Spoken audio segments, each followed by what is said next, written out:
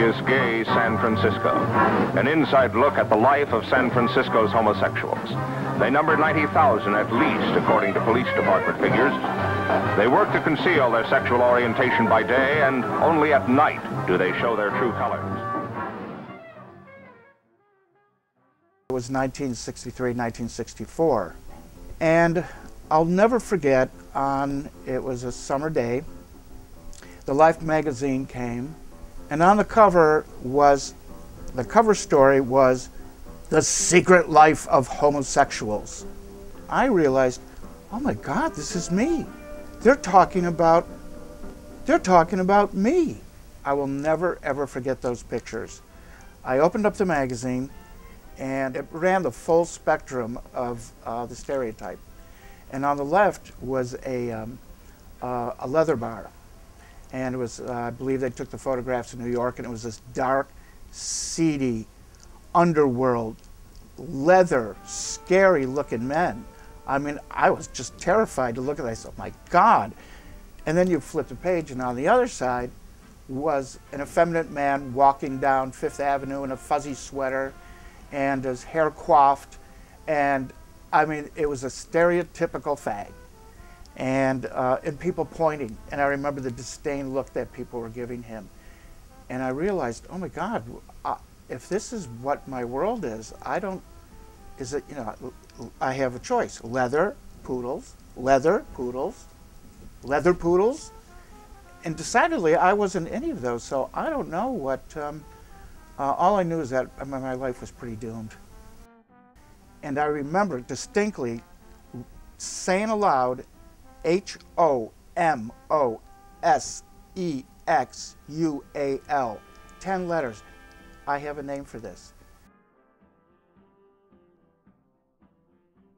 She would have pants on with just suspenders. It was so hot, you know, that look with no shirt and the suspender thing going on. And she wore one of these bowler hats, and she had this thick black, jet black hair and these like slate gray eyes. And she would be sitting there smoking a pipe and reading Playboy magazine. And I had the biggest crush on her. And people started teasing her because I would just want to just sit and look at her. It didn't matter what she was doing. I first came out to my parents when I was 21 because I was moving to Provincetown. And my mother looked at me. I cannot believe my mother knew about Provincetown. I recall this very clearly. She looked at me and said, "Why do you want to move to Provincetown? Only those kind of people." She said, and then she just looked at me and she just asked me straight out. She said, it was like she was going over, like talking out loud in her head, and then she just looked at me and said, "Are you a lesbian?" She couldn't say the word. She couldn't say lesbian. And I moved there in '75, but the first time I ever went there was in '73. I was 19 years old. I had a lot of firsts in Provincetown. It was the first time I ever saw anybody having public sex. It was actually 2 women.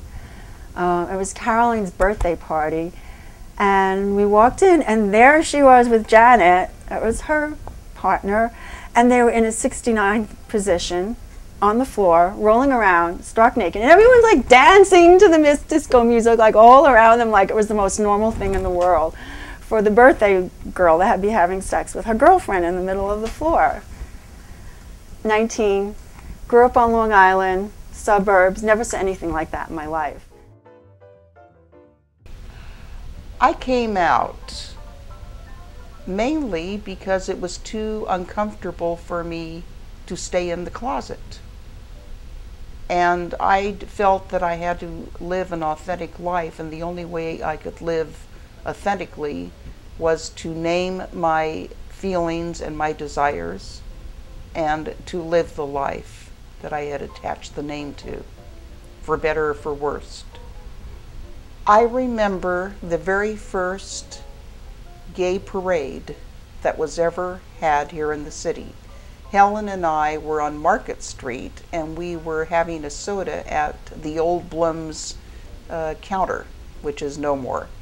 And I remember this little ragtag group of gay guys that went marching by, and we both looked at each other and we said, "What is that? Who are they?" And some guy said, "Oh, they said the gays are having a parade." And we went, "Really? What are we doing sitting here?" And it was difficult, even under the best of circumstances, because they strictly enforced no dancing. And I know it's hard for a younger person to say, "Oh, well, how can you not have any dancing?" But I mean, the jukebox would blare and we'd try to dance. And I can remember the gals behind the bar yelling out, "No dancing, ladies, no dancing!" And we, you know, and then we go in the bathroom and we'd be groping each other furtively. But it was just really tacky, the whole atmosphere. It was just awful.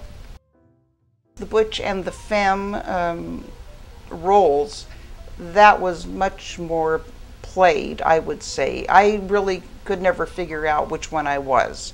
So I basically identified myself just as a butch because I thought, well, I want to be a strong person, and I think butches look strong. And there was a lot of problems with femmes then, because there was the feeling that many femmes were also bi or would go with a man if they had the chance.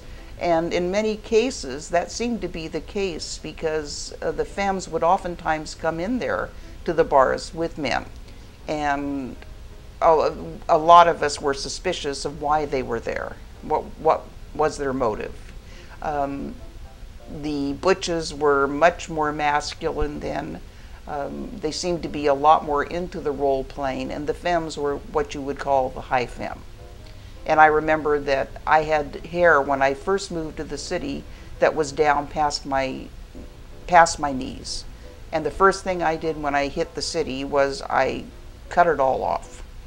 And that was my Declaration of Independence. So I cut all my hair off, started smoking a pipe, and I said, "Oh, I'm really hot shit," you know. My whole generation totally dismantled the whole butch-femme dynamic. And here, it's so interesting to me, like the whole younger generation is like brought it back in spades. They did say that there was a society for gays and lesbians, and it was called the Mattachine Society. And I remember reading in the Life magazine article, I thought, maybe I should write to the Mattachine Society, but I was afraid to write because even the association to the word Mattachine sounded like machete. And I said, yeah, the Mattachine Society. It's been around for a long time. And of course, there was an organization for lesbians too. And the Daughters of Bilitis, I think. Yeah, and even bilitis sounded like a disease. I've got bilitis, machetes and bilitis. Sometimes we don't realize that we're living in a historical event until we have a chance to look in retrospect back at the event. And I think at the time I did not realize just how historically relevant it was for our community and in our lives.